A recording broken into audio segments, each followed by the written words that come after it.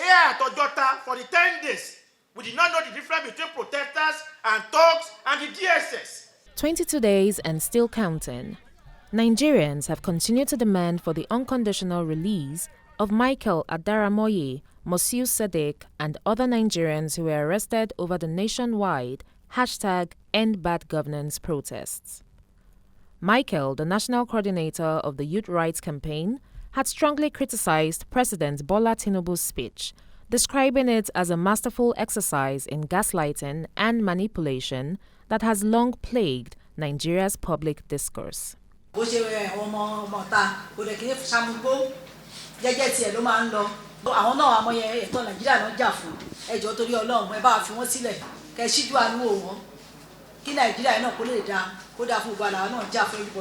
Meanwhile, as it is now public knowledge, the Nigerian police approached the Federal High Court on Thursday, 22nd August 2024, to obtain an interim order to remand Adaramoye, Michael, Lenin, Sodiq, and others by 60 days pending a so-called investigation into alleged terrorism, treason, and other serious offenses.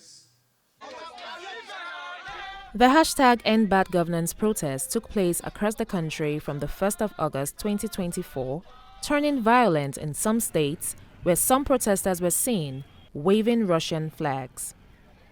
Although it is alleged that Michael Adaramoye is being held responsible for the waving of the foreign flags, the DSS has stated via social media that Michael Adaramoye, aka Michael Lenin, is not in its custody.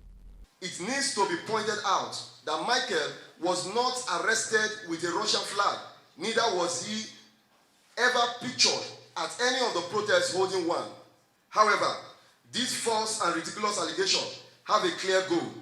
It's an attempt to equate protest and with treason in order to obtain the necessary legal, political, and moral justification for the ongoing repression against the End Bad Governance Nigeria protests. The Commissioner of Police in Lagos State, his men, broke the head of one protester. Instead of the Commissioner of Police to subject his men to an investigation internally in order to identify who was responsible and then discipline them, the Commissioner of Police in Lagos State tried to bribe the victim of his men's assault with a mere 30,000 naira. We have this on record.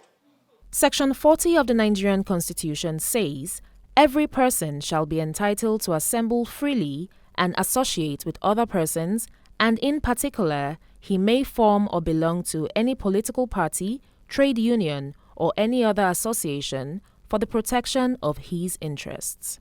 Experts argue that under the provisions of the Constitution, protest is not equivalent to treason.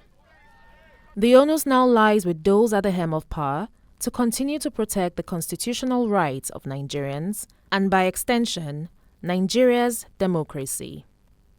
In Lagos, for News Central, Bettina, Nwelih.